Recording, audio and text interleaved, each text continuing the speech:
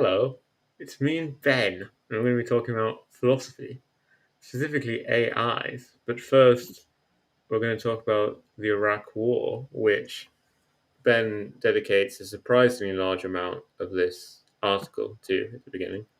Um, Yeah, I mean, I had just when I wrote it, I actually the last thing I wrote before it was something for Jacobin on the 20th anniversary of the Iraq War. People can check it out there. It's called the not a mistake, a crime. Yes, exactly. And I had kind of been been telling. I think actually the night I wrote the Jacobin article, my neighbor and our mutual friend Jason Miles that I actually kind of surprised myself by just how viscerally pissed off I felt while I was writing that article. Like some of that definitely spilled over into the beginning of this because what I'm writing about in this week's essay on the Substack, Chomsky on ChatGPT, our machine learning systems like concentration camp guards, was, of course, the op-ed that Noam Chomsky and his co-authors just wrote for the New York Times about the cognitive limitations of ChatGPT, which we're about to get into in a minute. But what I found the sort of coincidence of that op-ed coming not very long before the 20th anniversary of the invasion of Iraq pretty striking because, man, the New York Times couldn't have invited him to write about that, right? I mean, either at the time when he was leading critic of the planned invasion, or even now, right? Even for the 20th anniversary. Nope. He's Did you see that the New York Times repeated a lie they said about Saddam in 2023 after they said it in 2003, but then were forced to correct it in 2003. But now in 2023, they've just said the original lie again. Which one is this? That he expelled the UN. Expelled weapons inspectors. Yeah, I'm not surprised. I mean, I actually saw that Bret Stephens, who's a New York Times columnist, he's sort of a, Republican, not like a Trump guy, but the kind of Republican you could take to a dinner party with New York Times people. But he just wrote a column called "I Don't Regret My Support for the War in Iraq" or something like that, where I saw my friend Rob Larson pointed this out on social media that Stephens, without a scintilla of shame, brings up the Iran-Iraq War as evidence for what a threat Saddam was and why it was so important that he be taken out, without mentioning, what the United States was doing while that was happening. Well, also, surely he supports invading Iran. Or did yeah, surely, right? Well, in 2003, Ben, I did support the invasion of Iraq. And my frustration at the time was that British troops weren't advancing far enough because American troops kind of swept the country while British troops advanced just to Basra. But in my defense, I turned 8 years old in the early days of the war. But we'll give you a pass on that one. That is my first political memory, is specifically the frustration of British troops not advancing past Basra, which is a funny story. That is funny. Yeah, well, I think that people who are closer to Bret Stephens' age than yours, should have that held against them a bit more. What their views were in 2000. Yeah, rather the people who lied to me as a small child. Yeah, exactly. Yes. I probably would have supported it regardless of what I was told. But anyway, we are going to be discussing something which also repeats everything you tell it, which is ChatGPT. Yes. I wanted to start by complaining about the Phil Paper server and the results constructed by my fellow philosophers' responses, where if you scroll down to the question, other minds, for which groups are some members conscious?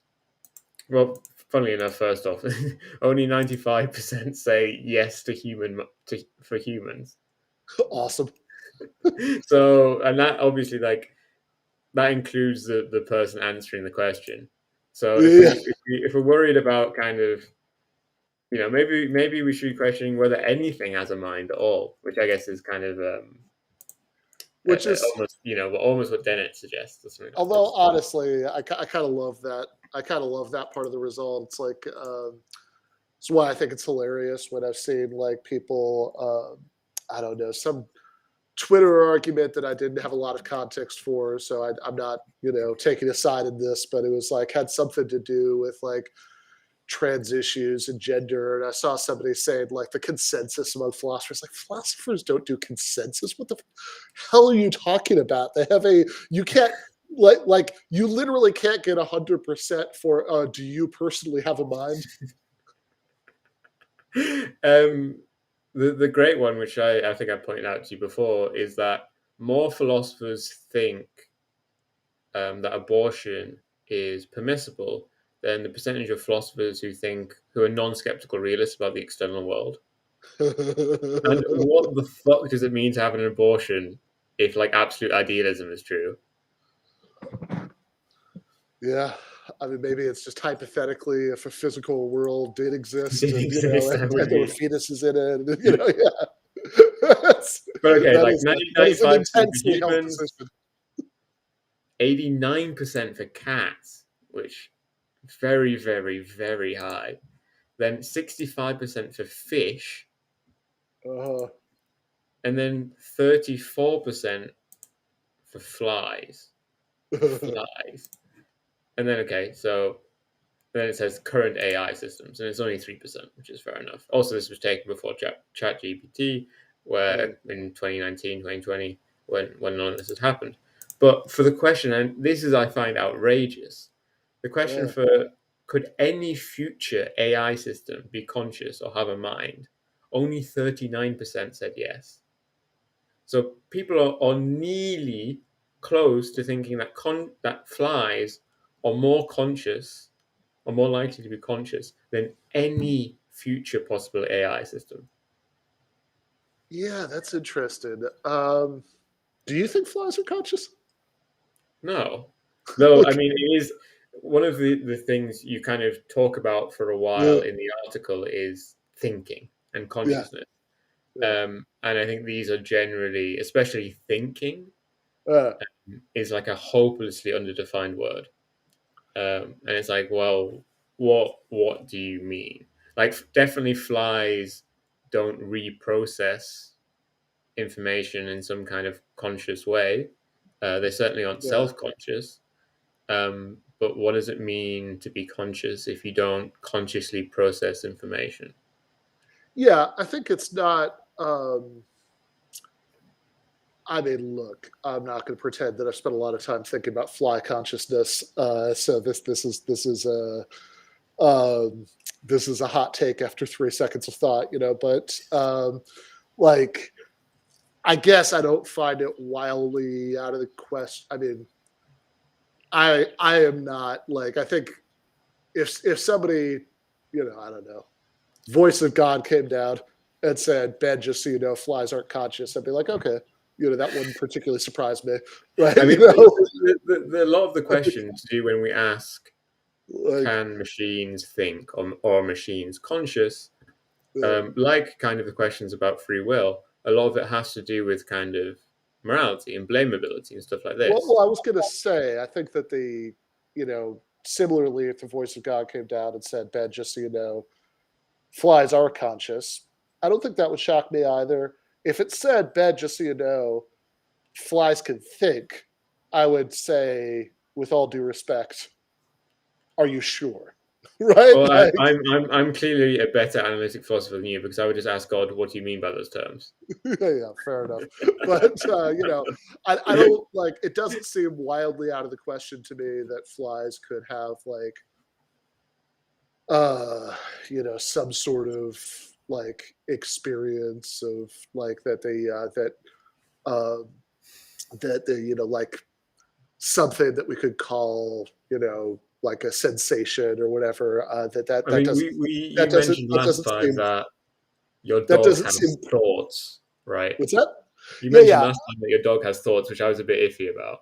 yeah, yeah. So I think that the saying like the fly, because you know, I think normally in like certainly in folk psychology terms, we would normally describe like dogs and cats as like having, believe in things or not believe in things, Yeah, that and yeah, you can trick them, right, with uh, not throwing yeah, balls.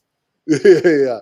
Uh, yeah, sometimes they seem to have false beliefs, like it does seem like there's something going on and it's And then if you dog. take that away, then kind of you seem to be able to explain less things, which seems like a bad way to go. Yeah, exactly, right. So it's like it seems like there's something going on and it's like little doggy cognition that it doesn't seem unreasonable to describe as like having beliefs. The idea is that like a fly has beliefs, I'd be much more skeptical about, to put it, and like I think that um, and certainly even when you talk about like, certainly if by thinking you mean like reasoning, right? Like I don't, I certainly don't. I mean, look, I don't even really think the dog is doing much of that. I don't. I think a fly is presumably doing exactly none of that. But one of the points I make in the essay is that, and maybe we're jumping pretty far ahead here, but I mean, it might still be worth saying quickly is just like oftentimes, I think in popular discussions, this, and frankly, even sometimes in academic discussions of it, certainly historically important academic discussions of it, these, like the question about thinking and consciousness are oftentimes sort of run together, but it's at the very least seems to be like an open question whether they should be, right? Like, in other words, it Right. seems like Yeah, definitely. it certainly seems plausible that you could be conscious without, well, certainly without thinking in the sense of reasoning or being self-conscious or anything like that. Yeah, I And wanted to kind of establish the parts of your essay, which is first yeah, talking about the Iraq War for a while, yeah, uh, yeah. and then kind of you go through not really talking about Yeah, ChatGPT, there's the but fuck you New York Times part before get into the what Chomsky actually but says. Yeah, you try and talk about thinking and consciousness and what that might mean in general yeah, for machines. Talking about Turing, the Turing Test, and the mhm, Chinese room, and so on. Then you talk specifically about kind of Chomsky's take on the capacity of this machine, and then at the end you talk about the moral bit, which yeah, my forthcoming essay for Sublimation kind of focuses all on the moral bit. yeah. So do you want to go through the Turing test and the Sure, yeah, Chinese room, or I don't know, like yeah, we yeah. don't I think have it's to. probably worth doing a few minutes of that, like just if only for scene setting. But I think it's also intrinsically interesting, and it is an important part of what's going on in the essay. So, um, yeah. So think about question like if we're trying like the sort of big question being asked in the Chomsky editorial in the Times, and in broader discussions about this is like maybe you could just ask in the broadest terms is like to what extent has ChatGPT and other similar systems, to what extent have they been able to replicate like the most important things about human minds or come close to replicating them or at least signal the future possibility of replicating them or anything like that, right? And then you obvious follow-up question is okay, well, which things about human minds are we Right. interested in? Uh, and uh, and so like one thing obviously we think is really important about human minds is that we actually do have conscious experiences, and also and another one is that we think, right, like, and oftentimes again I think in historically important discussions these things, those two issues have kind of been run together in a weird way, Mhm. right? But when you think like, well, okay, um, whether or not flies have experiences, they're definitely not intelligent in any sense. There's uh, and it's seems like a good bit of human reasoning that happens we're not consciously aware of, while we're doing it. And So it does seem like those things could come apart. And oftentimes, people on sort of both sides of the could the machines do all that stuff question aren't, haven't always differentiated between those as clearly as they should. So, uh, Alan Turing had his classic paper from 1950, "Computing Machines and Intelligence," where he's laid out what would come to be known as the Turing Test. Has um, I think is mostly talking in terms of thinking or intelligence, and but he does blur the line a little bit about whether how all that relates to consciousness in the paper.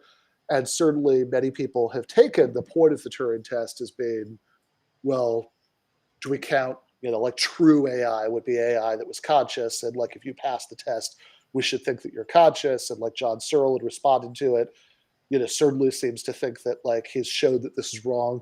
But If I'm pretty sure that lots of things have passed the Turing test, and especially though a lot of that is to do with humans being like enormously gullible.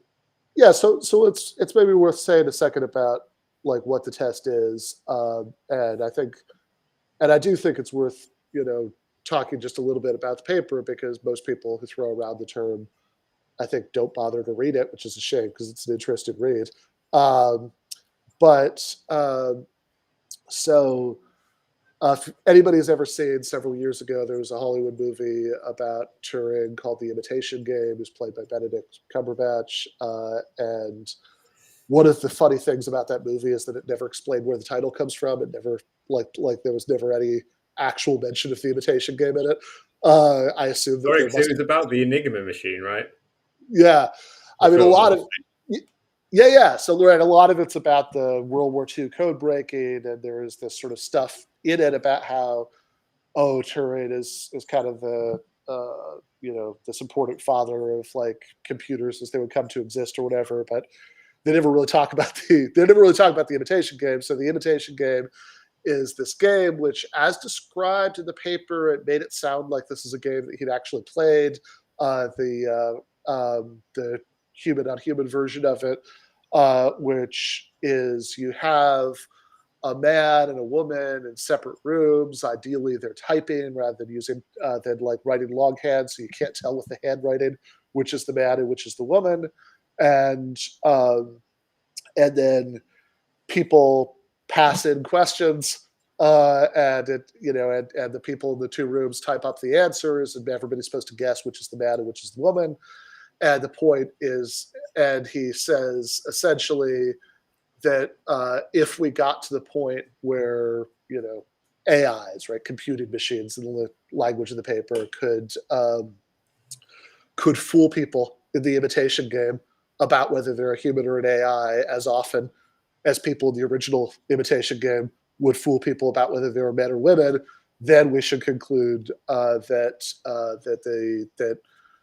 roughly, I mean, uh, there's some ambiguity about the way he frames it in the paper, but roughly we should conclude that the AI is genuinely thinking, that this is real artificial intelligence, if it's done this.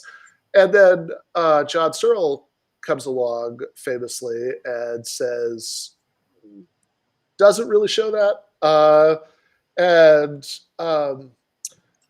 you know, Right. I mean, it seems very unconvincing if you think about it, right? yeah, Like you could have a machine which you would have to be insanely complex and would be a ridiculous brute force method, but you could eventually just correlate kind of every English question yeah, to a single system, and you could have literally the most simple though incredibly kind of like horizontally lengthy system which would pass a Turing test. yeah. So that, in a way, this is kind of Searle's point, and I do like your point, by the way, that it's like, look, I mean, I even kind of, in my essay, I kind of reflect the usual assumption that this hasn't quite happened. But honestly, in the terms that Turing originally set it out, it's probably not a reasonable set. No, it's happened tons of times, right? What are you talking about, right? Like they have a I mean, the main problem now on Twitter is that kind of discourse has degenerated to such a degree that it's impossible. Like Yeah, if you look into the replies of any Ukraine war post, it's yeah, impossible for me to tell if these people are humans or bots, and specifically they're humans which are acting like bots, who just say the same things over and over and over again. yeah. I mean, look, I'm sure every single day people are actually tricked about whether they're interacting, with a human or an AI. But it's normally for. I'm just pointing out that it's bad because we're actually mistaking humans for bots now. So there you go. Yeah, imitation game has been passed in both directions. Yeah, it's so, but I guess roughly what people mean now when they say that nothing has passed the Turing test is that it's like nothing has been convincing, like gives like convincing human level answers for long enough, given the right kind of interrogation and something like that, right? And there's some, and you could question whether the goalposts are shifting a little bit there, but okay, roughly that's true, and it's not, even with ChatGPT, there are, as we'll get into, definitely some giveaways if you interact with these enough. But also Cyril's point is, even if we did, even if we made an AI that was like much better than even the stuff that exists now, decades after Cyril was originally writing all this, right? That actually like sailed through the test every time. Um, Searle doesn't think that we should conclude that that this would be conscious, which again, I think Turing and Searle, at least, I'm sure, probably most people now are more careful about this, but certainly both Turing and Searle uh, are, neither of them are doing a good job, I think, in their original papers on this, and clearly differentiating the intelligence question from the consciousness question. But the but we shouldn't conclude Searle thinks either one of those, because it's not like, I mean, look, one way of thinking about this is, sure, the fact that something acts like it's conscious is maybe some evidence that it is, but then that could be overwhelmed by the evidence from our knowledge of how the trick was pulled, right? That they, Yeah, that's how like, the machine works. yeah.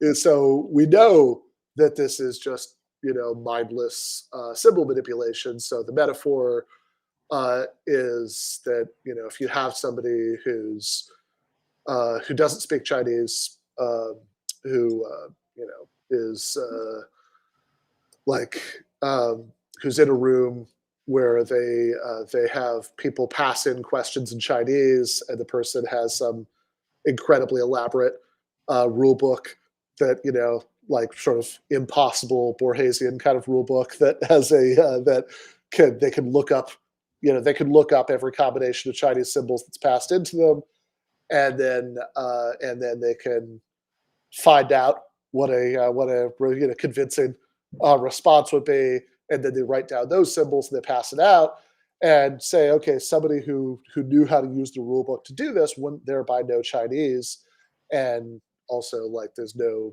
could be in the room for 100 years and you never learn Chinese from that way, right? Just has nothing to do with understanding Chinese. And similarly, um, Searle thinks that something analogous is going on with, like, it doesn't really matter, like, since we know again that it's just programmed to, respond to certain inputs with certain outputs, that there's nothing, there's no understanding or consciousness going on at any point in the process. So that's Searle. There are standard replies to Searle, like, people say, well, maybe this is not a, maybe this is not a good metaphor, maybe, because like you're sort of thinking of the AI as like the guy in the room, but maybe if you think of the AI as the entire system, the stacks of characters, the rule book, the guy, the whole thing, there's some sense in which the entire system knows Chinese. I'm not totally sure what I make of that argument. I never have been, right? But Do you know what's that's very funny? yeah, I built a Chinese room for when I was trying to pass my French class as a, yeah, as a teenager in high school where I didn't know French and was very bad at learning French. And I had a spoken French exam. So instead of just trying to learn these series of set responses, um, I we were allowed to take a cheat sheet into the exam, which had a very small limit of number of words you could put on it, but an infinite amount of symbols you could put on it. So instead of learning the meaning of the French words, I broke them down into syllables, attached each syllable to a symbol, um, and then just read out these series of symbols without understanding what the sentence meant, which is far more fucking effort than just learning it. Yeah, But something yeah, I yeah, yeah. actually very much did. There you go. Yeah. So yeah, I mean, I think there's a like. I think Searle's argument feels most plausible to me as an argument for not attributing consciousness to AIs. Certainly Uh, to quite kind of simple machinery, right? That kind of yeah, input outputs in kind of like a systemic kind of non-probabilistic kind of set way, as I suggested kind of before, of a machine which just like has a one-to-one relationship with certain things. yeah. Um, I mean, and he himself kind of hedges his bets a little bit on the okay. So are you saying that you can't build a machine that's conscious? And he's like, well, I mean, our brains are machines that are conscious, so Right. clearly you can. Um, he's not he's not going to come out and endorse like Cartesian dualism, as the God infused our brains with immaterial souls or something. So he thinks, but he just thinks that like you shouldn't think that a machine that works the way that computers as we know them work or whatever is conscious. Um, and um, and I think that one of the things I suggest in the essay is that uh, you know other than whoever the hell those 3% of people are who said in the Phil surveys that they thought that existing AIs are conscious. Uh, Which is kind of the like, percentage on fill papers for philosophers who will say anything, who yeah, just pick an option either because they're really old and pick the wrong thing, or because they're just contrarians. yeah, that seems right. Like, I kind of think that at least when it comes to either ChatGPT or anything that was like basically just a more sophisticated version of the same kind of thing that ChatGPT is, right? Like, so I mean, look, maybe you could have something, that was built out of silicon chips or whatever, but that like sort of in some bizarre way replicated the structure of a human brain and like, uh, maybe even Cyril could come out of retirement and say, yeah, okay, it's probably conscious, but at least with anything that basically worked the way that ChatGPT worked, even if it were a more sophisticated version, I kind of tend to think that, in a push comes to shove, truth serum, what do you really think kind of way, we're all sort of on Searle's side of the argument. In other words, like, yeah, I mean, there was that like Google engineer who was convinced that AI he was working with, was conscious, and like 99.99% of everybody else were like, "Oh, look at this lunatic!" Right? I mean, let's I hold mean, him up. it's. I think it's a very human instinct, which you'd be embarrassed to actually come out and say. But we assign consciousness to a lot of things, right? Sure. People have great sympathies for their Roombas, Yeah. and for even completely like non-autonomous things like their car, they humanize to a great degree.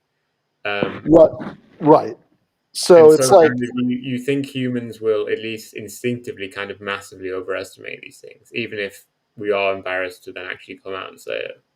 so it's given that it's actually kind of striking that like as good at in certain respects, and we're going to talk about the limitations, but as good in certain respects that ChatGPT is at imitating, human reasoning. It I mean, I think the is, problem with ChatGPT is it isn't physical. It isn't walking around.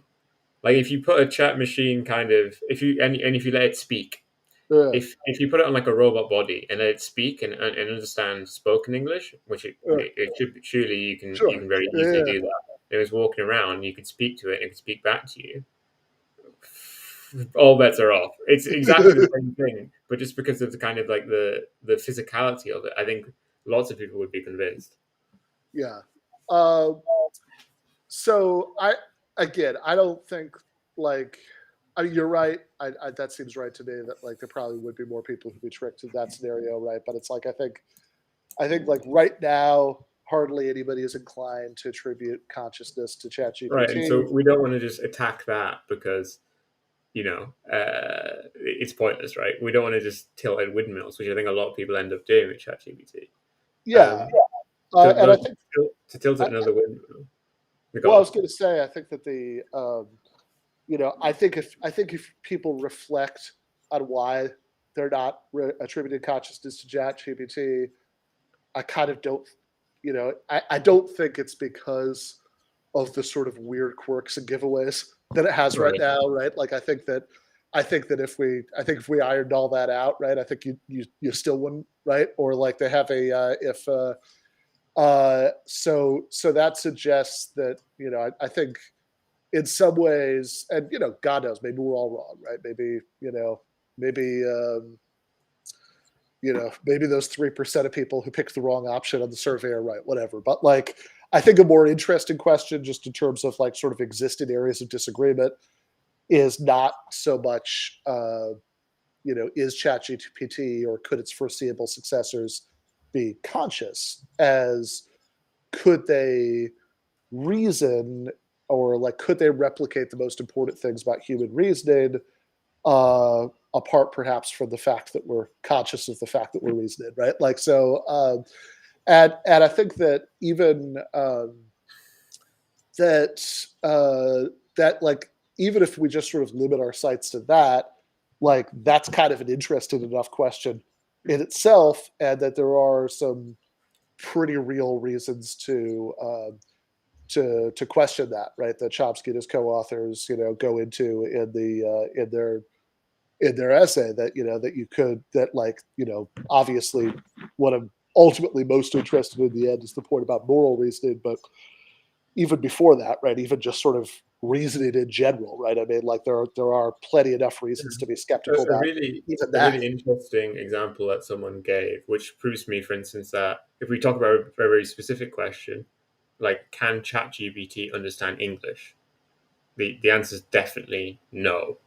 Uh, And the example, I mean, people create lots of these examples, but a really good one was it was given the Monty Hall problem, uh-huh.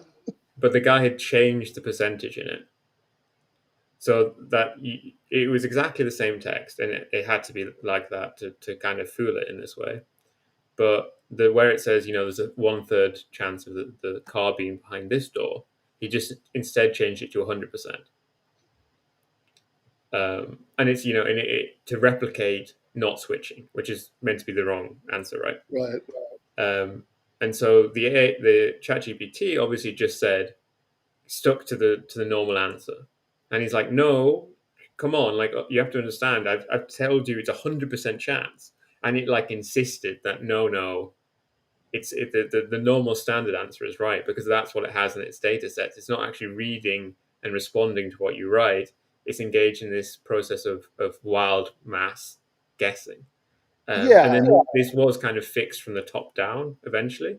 But I think the interesting question is if we advance to a point where you can't do this kind of trick, where it does actually kind of read each individual statement in some sense and kind of responds to it on its own terms, using in some way its massive amount of information to respond to each question really on a strong way in its own terms, does it then understand English? Yeah. Um, hold on just one second, Stefan. It's fine. This can be cut. Okay. Yep. Might not. Might not be. Okay, sorry. I just got a message that seemed important. This ended up only being 30 seconds, so maybe we'll leave it in. But in any case, so yeah. I mean, I think that the like this is I think this is a pretty telling example of some of the stuff that Chomsky and Co. I will just with many apologies to I mean, the many greater people than them have been put in Chomsky and Co. They shouldn't worry about it. yeah, exactly right. The So I think that the that this is a pretty telling example of what Chomsky and Co. are talking about, right? Uh, that when they say the human mind is not like ChatGPT and its ilk, a lumbering statistical engine for pattern matching, gorging on hundreds of terabytes of data and extrapolating the most likely conversational response or most probable answer to a specific question. Um, on the contrary, the human mind is a surprisingly efficient and even elegant system that operates with small amounts of information, does not seek to infer brute correlations among data points, but to create explanations. And that point about creating explanations is a big part of uh, what they think it can't do, right? So something I say in the essay to sort of ground what it is that I think that ChatGPT, um, like just in a superficial way, right? Like what ChatGPT seems to be bad at, right? That is like a couple things like that are actually not even as extreme as that Monty Hall example, but I think somewhat telling along the same lines, which is that given certain kinds of factual questions, it'll do two things that are sort of weird giveaways. One, it will refrain from, like hold back from making factual judgments that would be very, very easy for anyone equipped with a standard human brain and a tiny fraction of the information available to ChatGPT. And on the flip side, it just makes stuff up in a very strange way, right? So my favorite example that I cited the essay of the first one is my friend Derek asked it, "Can why did the Romans abandon their lunar colonies?" Uh, and um, and I actually think the one I'm quoting might not even be the best one. I think earlier he might have managed to trick it more completely with that and be like, "Oh, nobody really knows." But the in this case, the one I'm quoting, he asked it that, and it says, "Hat can't fool me, right? The Romans didn't have lunar colonies." But my favorite part of its answer is, "You may be thinking of another civilization," because it's like essentially it's like, oh, all right, we've scanned the Roman part of the database, nothing about that there. But don't want to rush to judgment here about whether maybe the Babylonians or Phoenicians had lunar colonies. um, so yeah, I think that's one I mean, side. And clearly the bot has just picked up a lot of information about the Finno-Korean hyperwar. then, Unless, they could have had moon colonies, so it's restraining judgment. yeah, there you go. And then an example, on which I am um,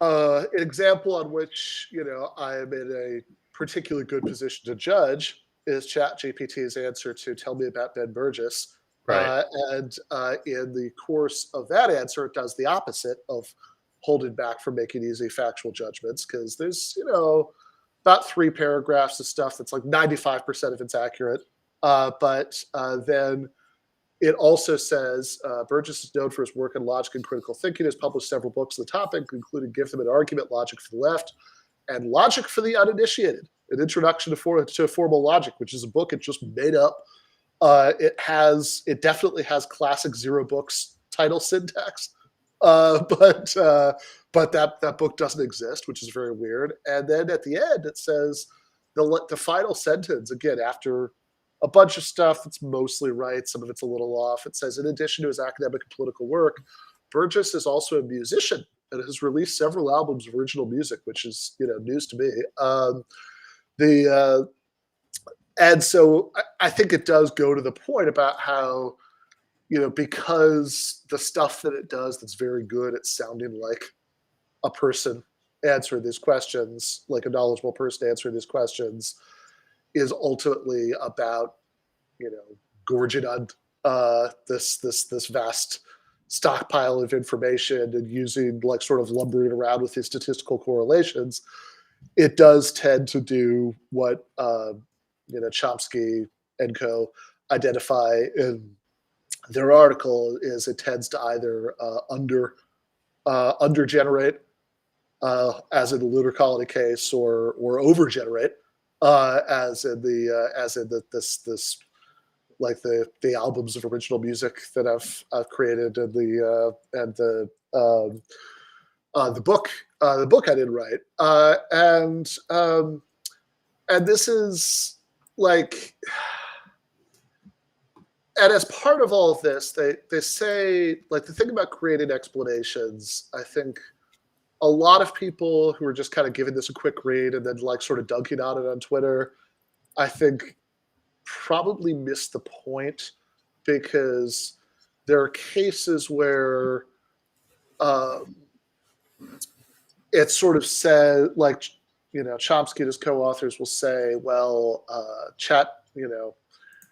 like you ask ChatGPT, ChatGPT is good at describing and correlating. It's not good at forming explanations, that like coming up with explanations of things, or it's good at sort of spitting out of like this vast array of information. Here's a thing that's true, but it's very bad at sort of identifying stuff that isn't or couldn't be the case, which goes along with the thing about explanations.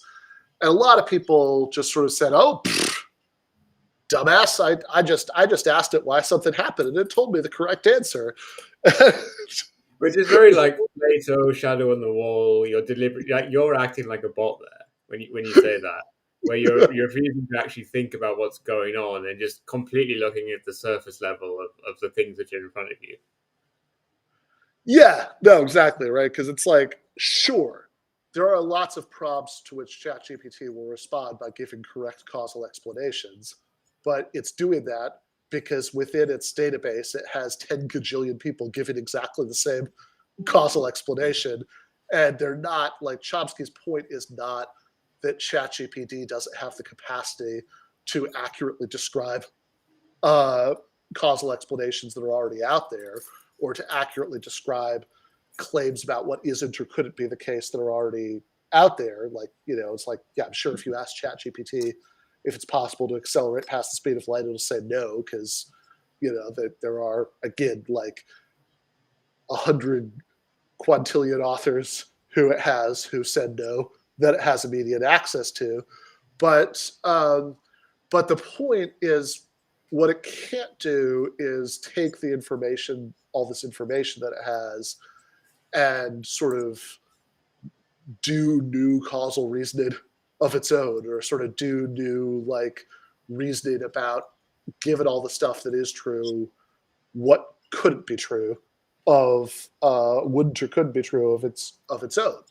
And I think the Monty Hall example that you just mentioned is perfect for that, right? Because it's like, yeah, it can sort of look, it's seen the Monty Hall problem before, and in a sense, you can't fool it by messing with the numbers, because it'll still recognize its correlations. This is the Monty Hall problem, and what the correct response is, except that if you've changed the numbers to the point where the correct answer is no longer the correct answer, then in order to do this, it doesn't just know the correlation. Oh, this is the problem and this is the answer. It has to do new reasoning of its own and say, oh no, wait, actually that wouldn't be the answer if that were it. And thus it can successfully imitate human reasoning when we aren't paying attention, we haven't read properly, and we're just like the kind of the answer an undergraduate would give when they haven't heard a single thing you've said for the past 10 minutes. Totally, yeah. I mean, I do think like one thing I will absolutely say about ChatGPT. I mean, one of the first responses I like. So, you know, Nathan Robinson is like kind of obsessed with ChatGPT for over the course of the last few months that's existed. He's sent me many like screenshots of his interactions with it, and you know, I include a couple of them in the essay, and some of them like he'll ask me about philosophy, and like sometimes it's actually pretty good. Like I'm a big fan of the explain Russell's paradoxes if you were speaking to a dog. Like no. Sometimes it's too literal. Like when you ask it to explain something like I'm five, it actually does that as if you're explaining to a 5-year-old, which is not whatever anyone actually wants No. when they ask for that. That's true, right?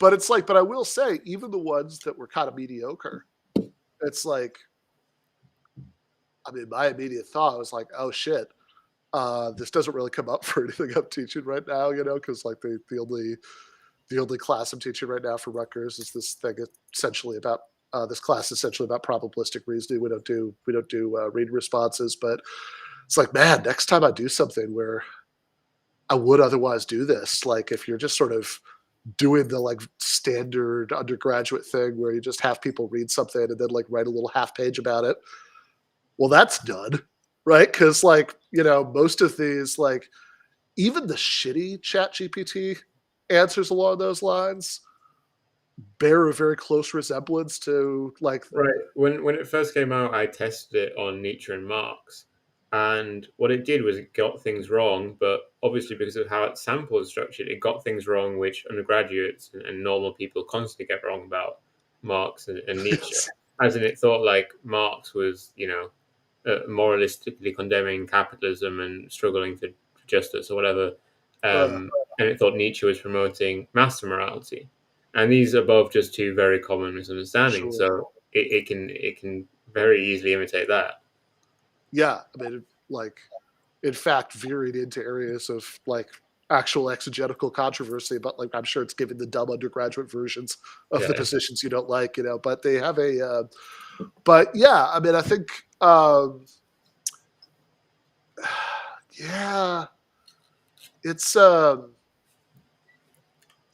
so yeah, like I think it's like that. Yes, like in fact, oftentimes the sort of mediocre ones that it'll give, like even if it's like yes, stuff it'll get wrong or things that student in an intro class would totally plausibly get wrong, the the respects in which it's mediocre are often like the sort of respects in which, you know, one of those reading responses would be mediocre. Like you sort of have three pieces of information, you're going to spread it over 500 words. Yeah. Like it does a lot of that, you know. And it's Yeah, like, that's what yeah, I'm saying. You're just not famous enough. That's why I had to make shit up.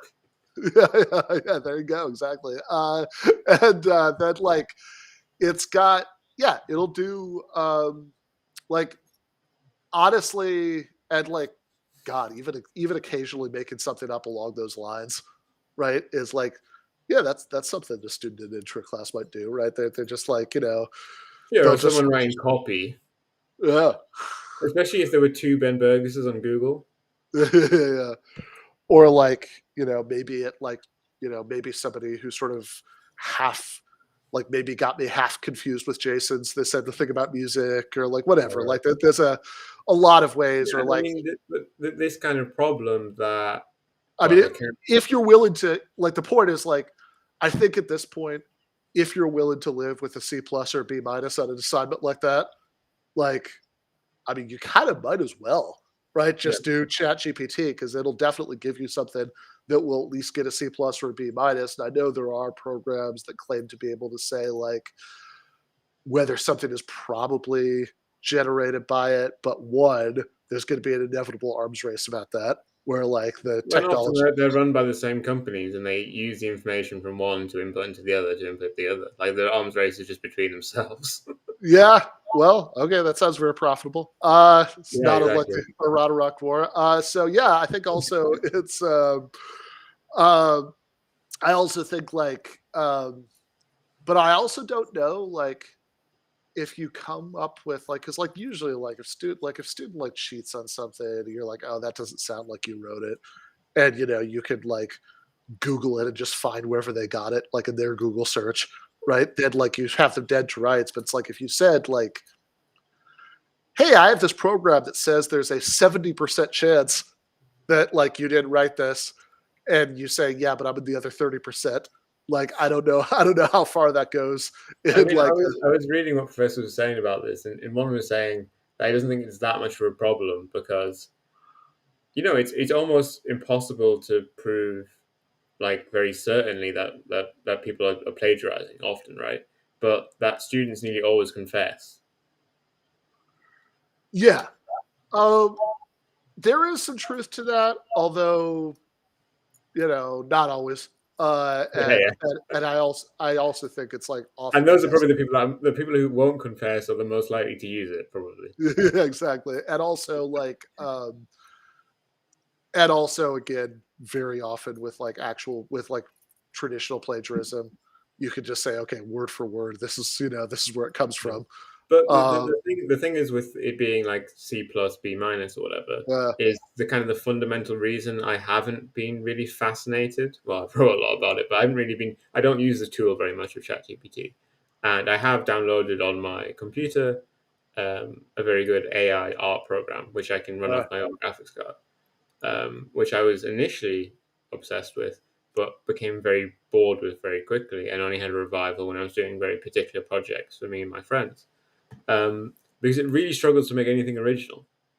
It uh, really, really struggles, and that's the thing I'm actually interested in. Like, yes, sure, it can produce B minus responses, but so can I. Or I can pay like $1 to like make an Indian write it for me on these uh, microtask websites.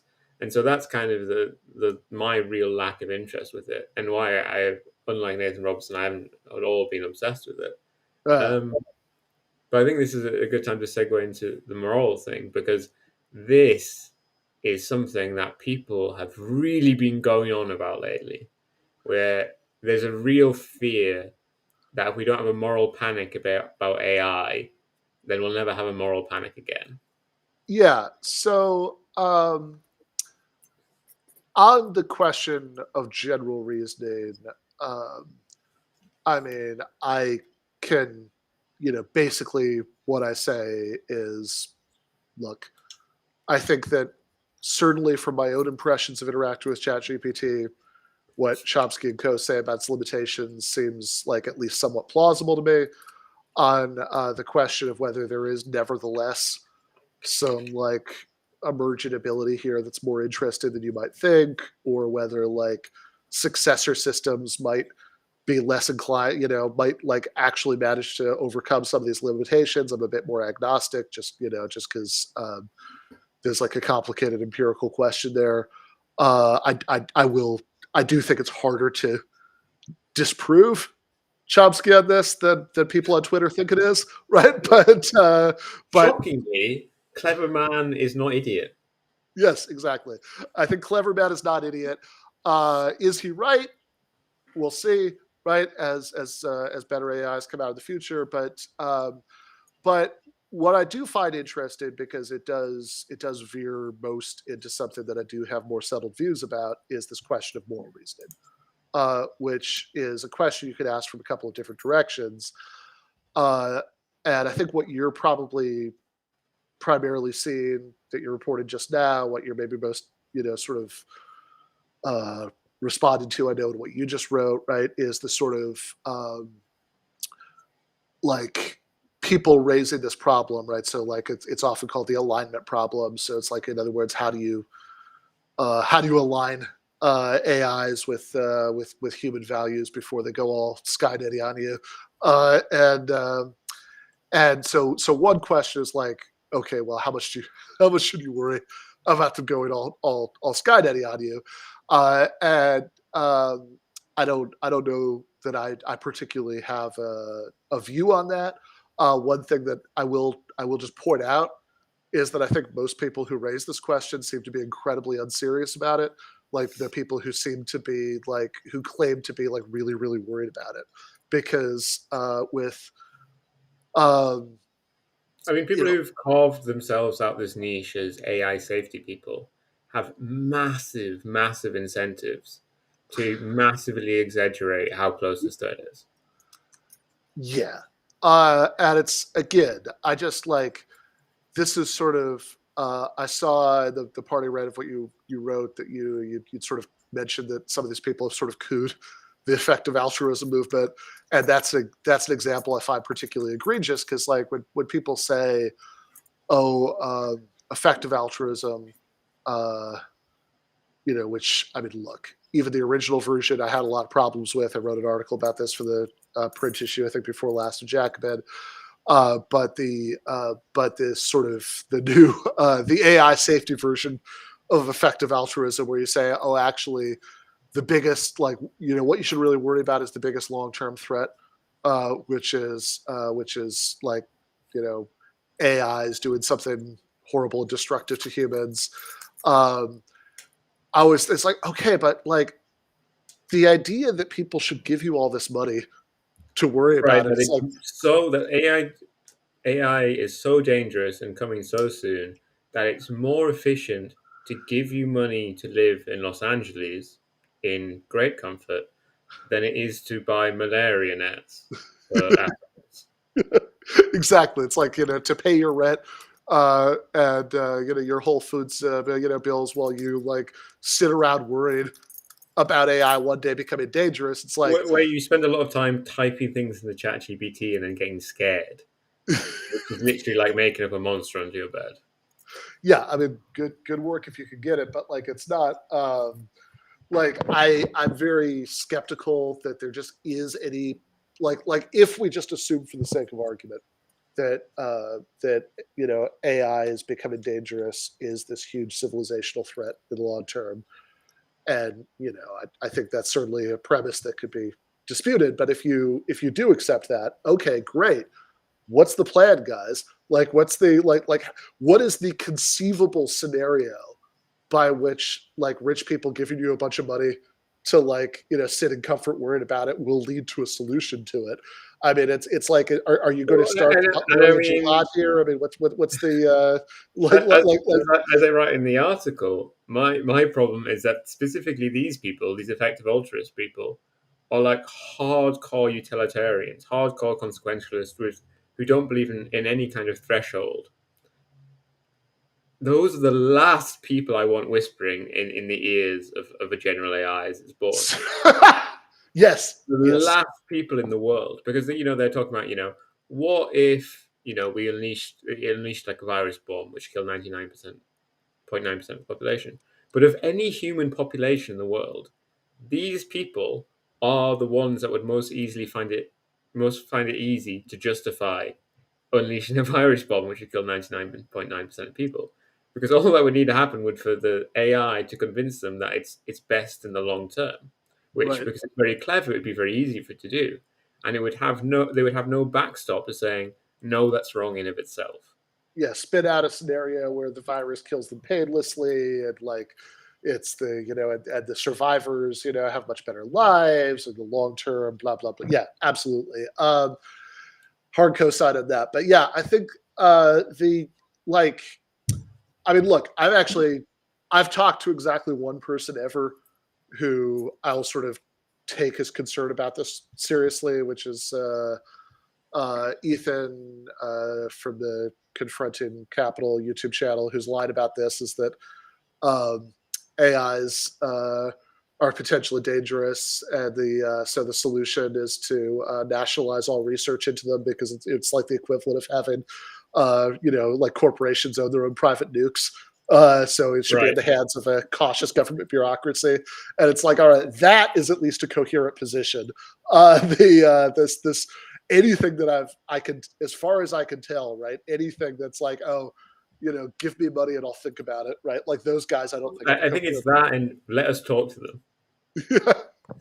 which really I think overestimates their own intellect and charisma. But I think that's basically the whole deal. Well, and it also gets to what I'm talking about, right? Like, the question that, like, the reason that Chomsky and his co-authors are raising this is not so much because they're worried about, the AI apocalypse, Right. They're as more worried about the other more immediate concern, which is the concern of the people who own like OpenAI, that it's going to be like racist online.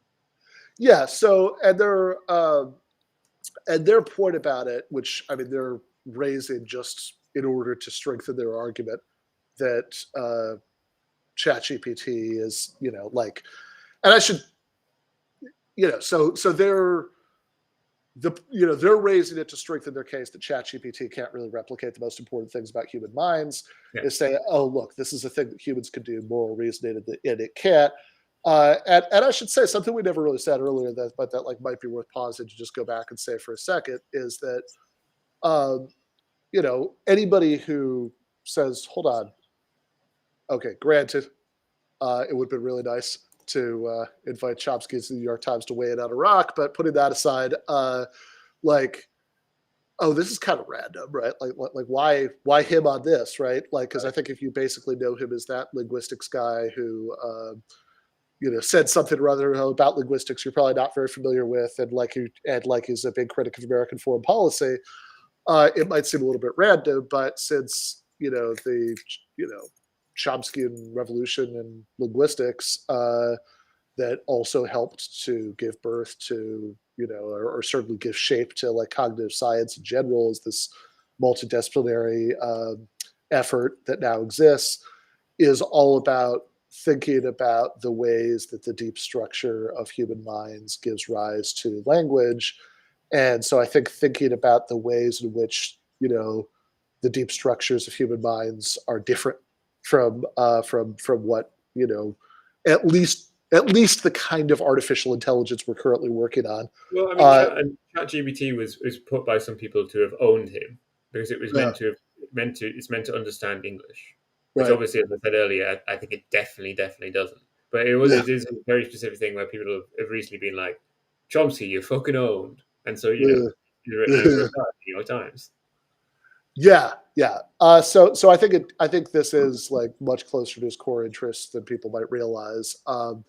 And But this is also the part of the editorial that I kind of most firmly disagree with, because I think that the problem, as you say, that they're identified, is a sort of specific version of the alignment problem that I think, given the context which they're raising it in, I say in the essay it might be more evocative to just call like the moral idiocy a problem with What name? AI, which is like the fact, the way in which it's not capable of forming moral judgments. Now, of course, the reason that it's not capable of forming moral judgments is that its programmers have very consciously and deliberately neutered it from being able to do so. But then Chomsky and Co.'s point is, okay, but why did they have to do that? Right? Like, and the reason they had to do that is because of some of these past experiences with automated systems where people like do things like trick the system into being incredibly racist, has like made them very leery about it. It's like, well, if we just let this thing loose to be like, to like express moral, you know, like express, right? I mean, put aside all the consciousness questions, but like, express moral opinions, God knows what horrified, depraved shit it's going to come up with. So, like, to stay on the safe side, let's neuter it. Let's make it refrain from doing that. And so this is where the subtitle of my essay comes from, right? So it's Chomsky on ChatGPT, are machine learning systems like concentration camp guards? Because one of the things they say in the op-ed is that because it's been so, what ChatGPT has essentially been programmed to do is to present itself the way that like Nazis tried to escape prosecution after. It did confuse me for a second, the kind of thing with Chomsky and your title, because I don't associate primarily concentration camp guards with trying to escape justice, but guarding Uh, concentration camps. So sure. I was a bit Yeah. confused about how they were similar, but I got it in the end. Yeah. The same way that like people who are like concentration camp guards would then say, like when captured after the war, no, it's not my fault. I was just following orders, right? It's like essentially, essentially, Chomsky's point is that you try to ask ChatGPT these moral questions, and it'll sort of present itself with far more justification. The way that like Nazis after the war would present themselves essentially as the kind of entity incapable of making independent moral judgments, um, and and then the real so it's true, it does do that, and of course they're also right about on the first level about the reason that it does that, which is that it does that like the programmers are rationally worried that it'll say all kinds of things that'll horrify people if it's like let loose Yeah, to express. and then journalists will write articles about them, and then they'll make less money. Yeah, exactly, right. So safer to neuter it. And so the real question, like the real moral idiocy, isn't the refusal that it's been programmed with to express judgment. It's the reason that it's had to be programmed to refrain from expressing judgments, which is that we just don't trust it to like make value judgments we're not going to find grotesque.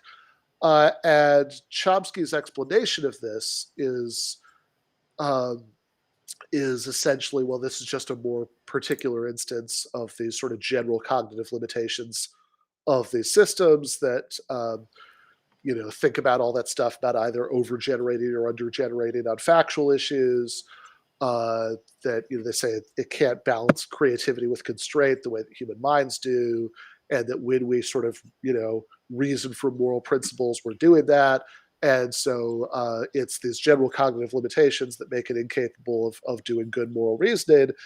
And I think that, and this is the part where I most clearly disagree, because I think that that's importantly wrong. That I think that it's not that. Look, it could be that it has all the cognitive limitations that they say it does. In fact, I think at least the current version probably does have quite a few of the cognitive limitations they say it does.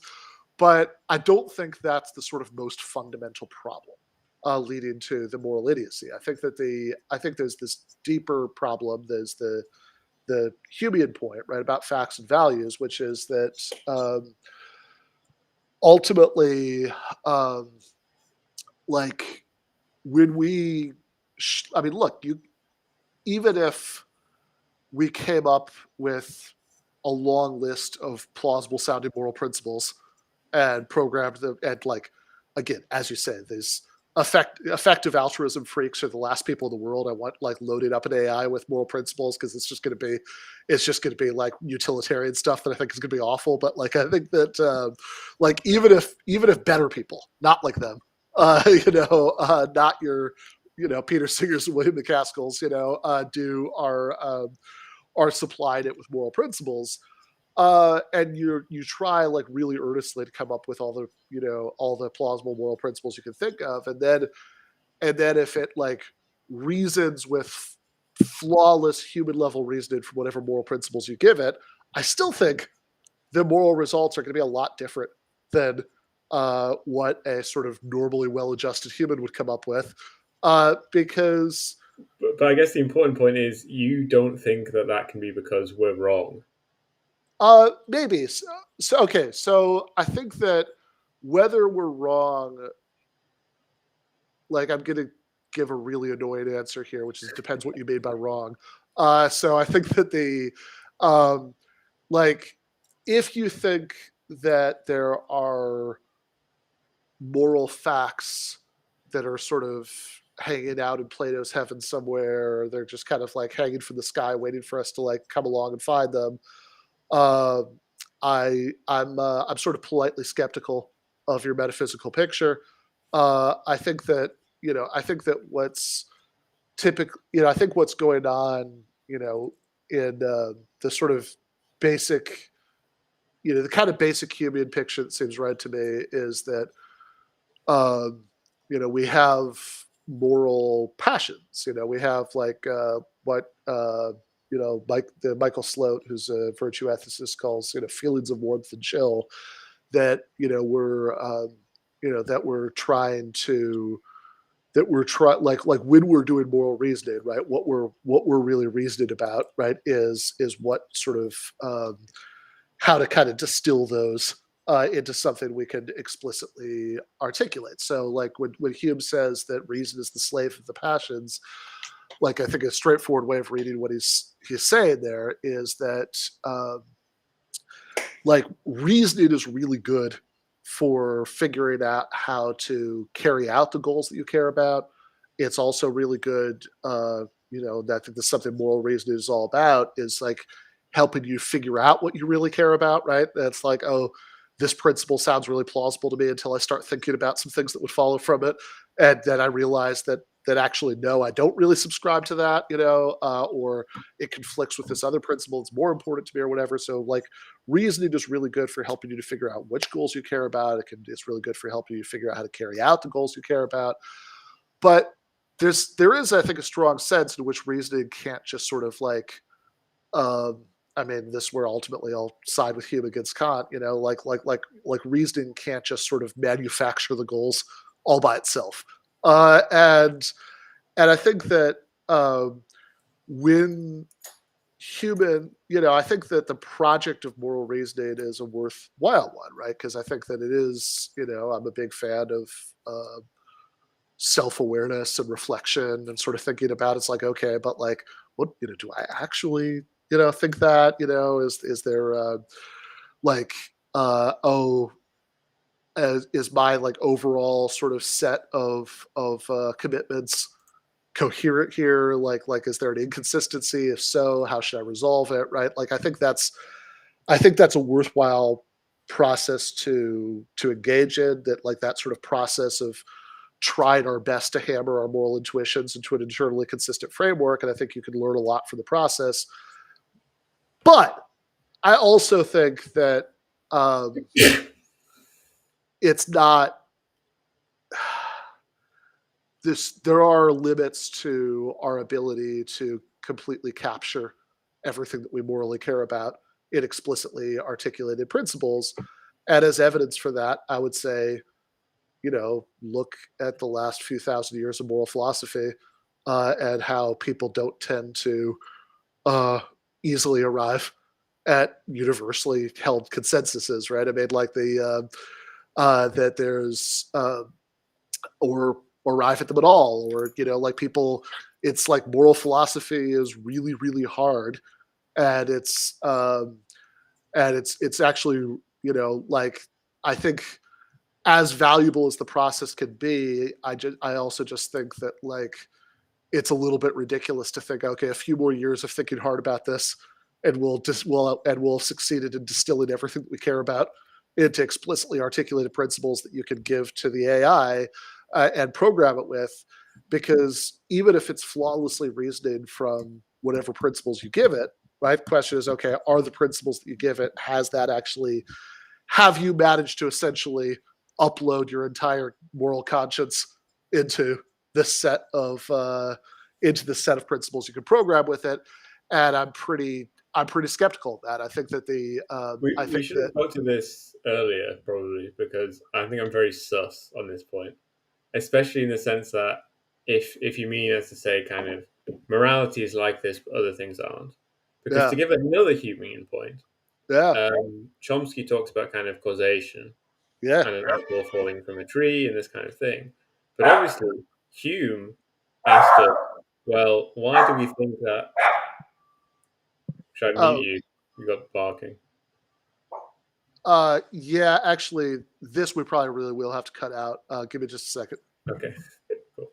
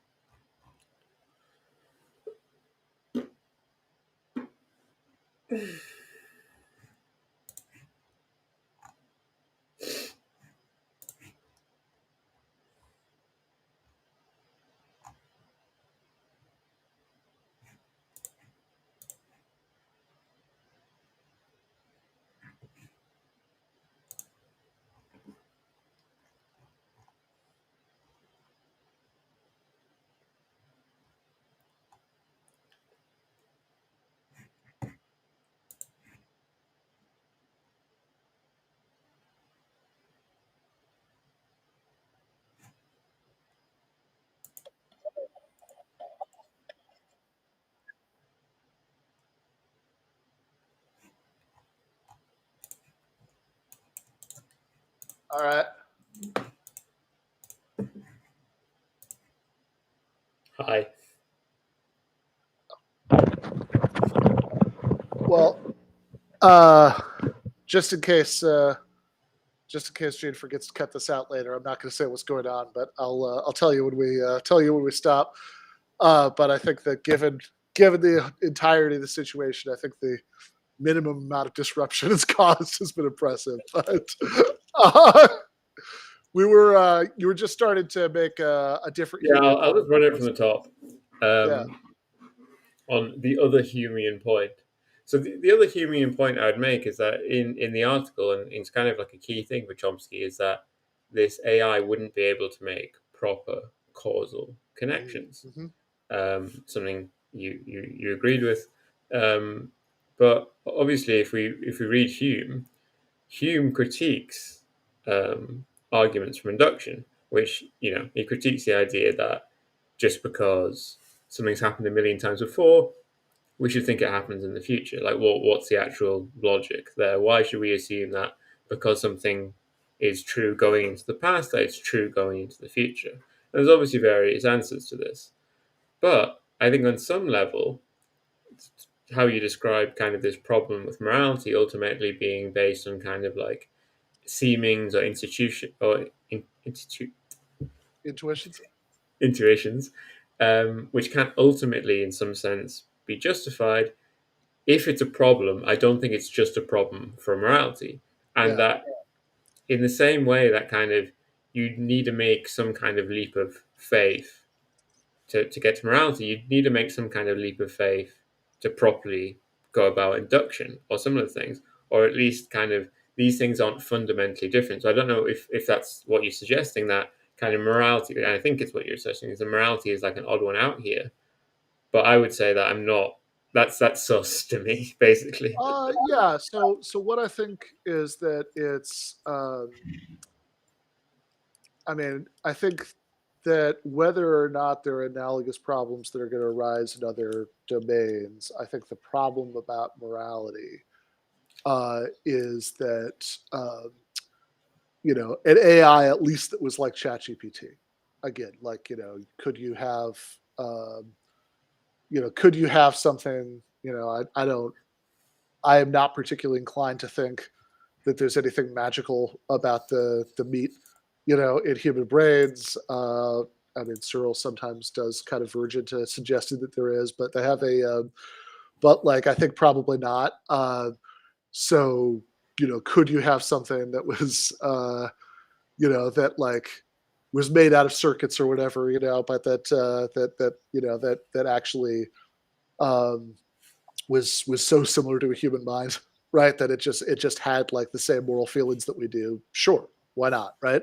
But if we're talking about anything like the kind of AI that currently exists, just a more sophisticated form of it, I think that the problem is with just applying explicit moral principles and reasoning forward from them without being able to sort of check those moral principles against the source, against the sort of moral feelings that we're trying to express as principles. I think that's the sort of that I think that's why you should expect them to be morally idiotic. I mean, the sort of like jokey example I give in at the end of the essay is like, oh, you didn't want me to process the corpses of the babies who died in the fire to make high protein nourishment for the But, survivors. Well, but kind that of doesn't follow from any of the principles you gave me, right? So they have that's why you should expect it. Now, as far as like whether you're going to get whether you're going to get problems that are to one degree or another parallel in other domains, maybe, right? I think that they have but I just think that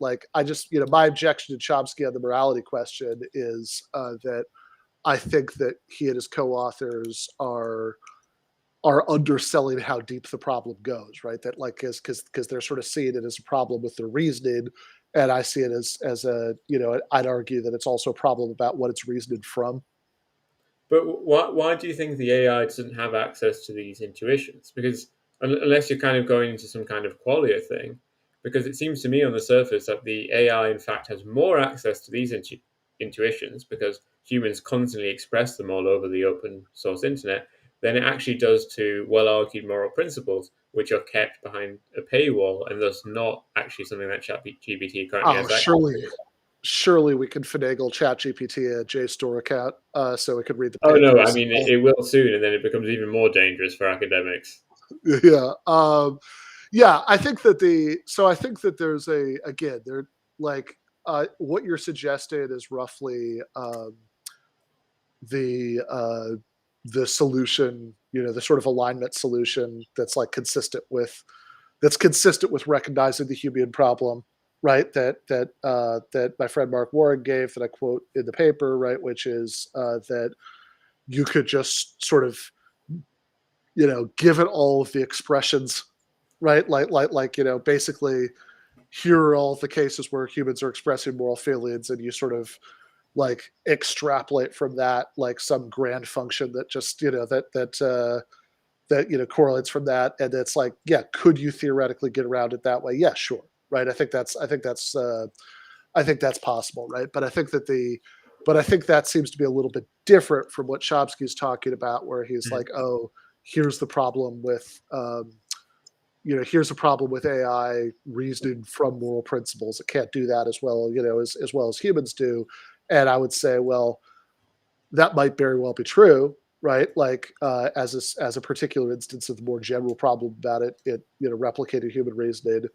But whether it's true or not, I don't think that's the deepest problem. I think the deepest problem is this thing about that is the thing about not having the original moral feelings. Now, I think there are various ways that you could theoretically solve that problem. One of them is that sort of the the sort of trying, that kind of grand function where it just sort of took all of the expressions and tried to come up with the line of best fit, which, I think that's I think that's like a sort of more grounded thing that it would be slightly, I mean, obviously it'd be a hell of an engineering feat, but it'd still be it's still more easily imaginable, right? Oh, Than did you see this paper I referenced, The Moral Machine?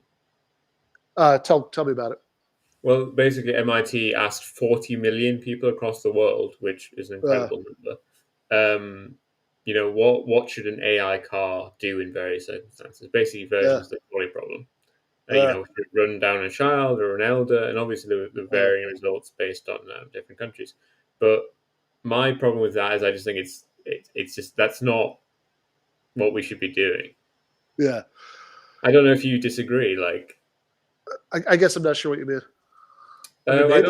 I don't think the we should base the what AI systems should do on by just asking loads of people Oh because yeah.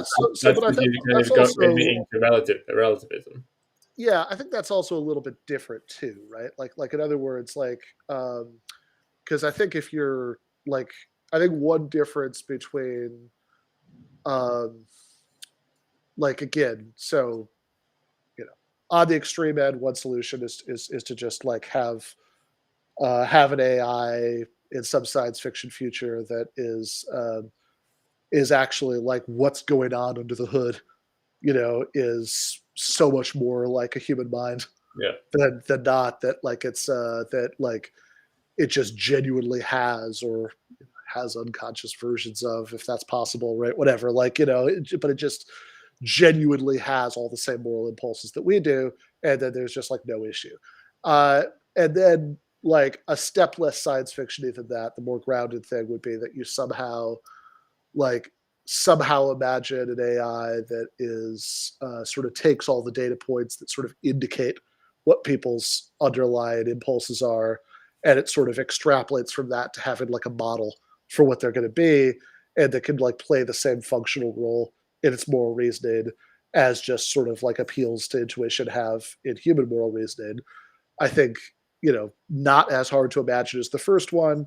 Still a little hard to imagine. That'd still be like quite something, right? But it's like Yeah. it's sort of, but it's like more like it's like you could see how in principle that could happen. And But with something like a large language model. yeah, yeah, exactly, right? You can see in principle how it could happen with something that wouldn't be too radically different in its intrinsic nature. I think it would still be pretty different, but it wouldn't be Yeah. like it wouldn't just be this radically different kind of entity. I Yeah, think it in the wouldn't same be like, way. oh, it has to be like a human brain. Yeah, yeah, exactly. But then, and then finally, I think you could have a version like, but then like I think that's several steps beyond like what the MIT thing is trying to do, because what the MIT thing is doing is it's like asking people for what conclusions they come to. And I think I probably agree with you about that part, because it's like, look, like what conclusions people come to is not really the interesting part, because Mm. like most people are pretty bad at this, right? I mean, like that. There's not. And also will lie to you Yeah, a lot of them will lie to systemically. you. They'll try to think, oh, what sounds decisive, or what's going to make it, like what do I feel gross saying? Like I have a, there are like a lot of things that could like, there's a lot of ways for a lot of noise to get into here. And I also just think like that the what's that this goes back to the question earlier about, okay, could we be wrong? And I said it depends on what you mean by wrong, right? And I think that and even if you don't think that we could be wrong in the sense that there are some sort of non-naturalistic moral facts that are, you know, I don't know, they're like abstract objects like numbers or something, just like waiting for us to discover them. Even if you don't quite think that, right? You can still think it's like, well, okay, but like when it comes to sort of a process of reasoning that's ultimately driven by moral impulses, but like we try to bring those impulses into dialogue with each other and see and like, formulate principles from them, but then like question them, when they interfere with, the original, whatever. Like, look, see above. Moral philosophy is really hard. And like I don't think there are 40 million people in the world who are really that good at it, right? That like I don't think that the I don't think that like any random survey respondent being asked this really hard question, like in a survey, and being like, I guess you should do this, right? I just don't think that that's going to be that informative about what like the results of that process should look like. I think we could definitely be wrong in that sense, right? So I think that the MIT thing is probably barking up the wrong tree. I mean, on the question of whether there are like analogies to this problem about uh, AI, AIs that are programmed with explicit moral principles not having access to the original moral intuitions, whether there are analogies to that problem with other areas, yeah, maybe. I mean, like I think like the like a lot of I mean, I like your framing about a sort of parallel Humean problem, and like if you read like the inquiry concerning human understanding, I mean, part of what Hume says about some of those inferences is like, he's not a skeptic in the sense that he thinks that like the conclusion is wrong, right? He's very clear Right, on that. right. Because he You know, obviously, like in the argument for miracles against miracles and stuff like that, he's clearly been inductive, right? His yeah, conclusion isn't we shouldn't be inductive, but just like there's a real problem with how this is actually justified. Where it's the same thing with kind of the is-all problem. Like, kind of, uh, it might seem obvious, but actually, kind of things are a lot. There's something bad going on here. yeah, exactly. I mean, he says um, like there's a point in the inquiry concerning human understanding. He's talking about some of these problems about induction and causation and all that, and like he sort of says, look, only what has he said? Like only a fool or a madman like wouldn't come to this conclusion, right? Like that's but the question is like, how are we coming to it? And that's like where the skeptical worry comes in, and like you could say like maybe there's some sort of approximate analogy there to moral intuition, that like that they have it there's stuff that there's stuff under the hood that's like, you could think in a reasonable human way is sort of like helping us to sort of navigate, when it's reasonable to make a causal inference that like, we maybe don't know how to, at least we don't know yet how to equip an AI with those same mechanisms, and whatever that looked like, it would probably be a lot different from a sort of gorging on statistical data and like vomited out, correlations machine. Right. So we've gone the longest we ever have, though we did have an interruption. How concealed that'll be in the final product, who knows? But I did want to play a game with you just before we go. Sure. Actually, no, wait. First, tell us what the next essay is, because we're quite far forward for one, so you should have a good idea. Yeah. I do. It is an essay that I promised. The title has changed a little bit because I wanted to include the the thing that I'm using to introduce it right in the title, but it's what I promised a while ago. I actually uh, did this in one of the original free will essays that I did, so it's going to be called. Tim Pool, Sam Cedar, and Thanos. How to be a leftist without being a utilitarian or a free will skeptic. So it's basically taking the sort of going way back to that Sam Harris thing, where it's like, okay, when I'm talking about Sam Harris's combination of philosophical views, the only real point I'm making in that essay is just like he's making really bad arguments for them.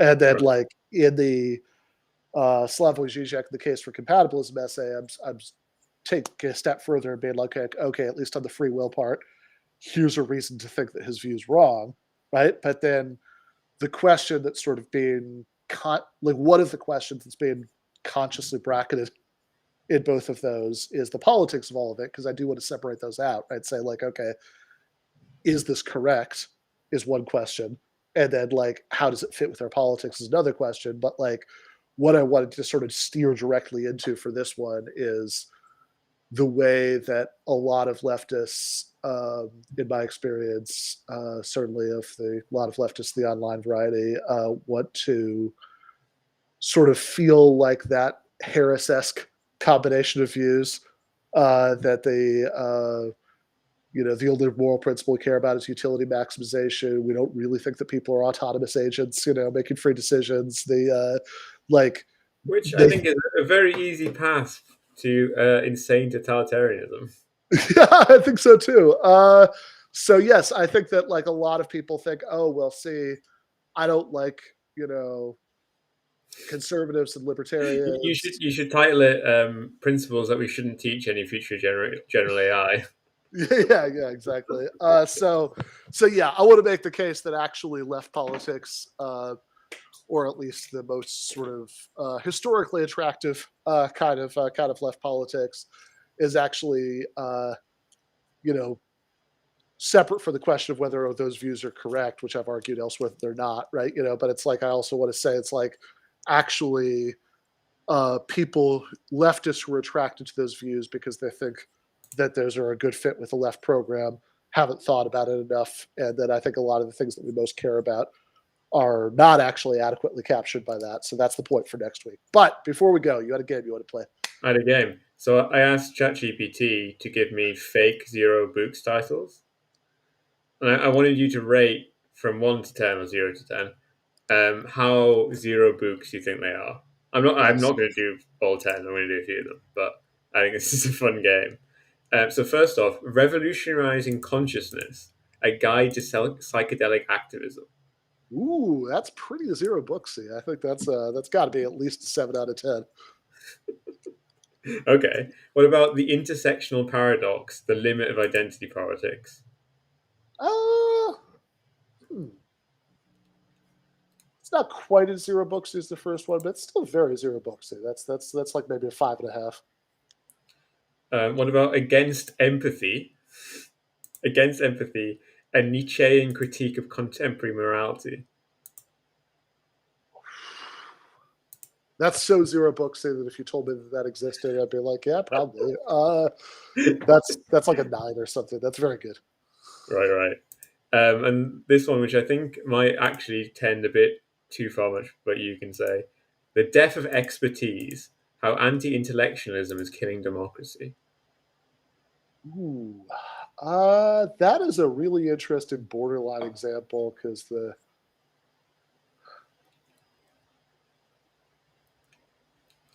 thesis feels a little bit off, but like it's yeah, it's like at least a 5 out of 10. I mean, like They're that all pretty definitely, good. yeah, Most of the ones I haven't said are just kind of boring. I think the one which doesn't seem like a zero books title is the meaningless of meaning, deconstructing linguistic signifiers, which I think is too academic to be zero books. no, I don't think. I mean, I assume we're mostly talking about Doug era zero books, and I don't think he would have signed off on that. But but yeah, all the ones you originally read, man, it's like even the last one, which was the least, right? Yeah. It's like yeah, those are all pretty good. I mean again, uh, the um, I mean, the Against Empathy and Nietzschean Critique of Contemporary Morality is clearly a book written by uh, oh fuck, McManus's evil yeah, twin. Okay, guys, let's knock off. I'm going to play the outro.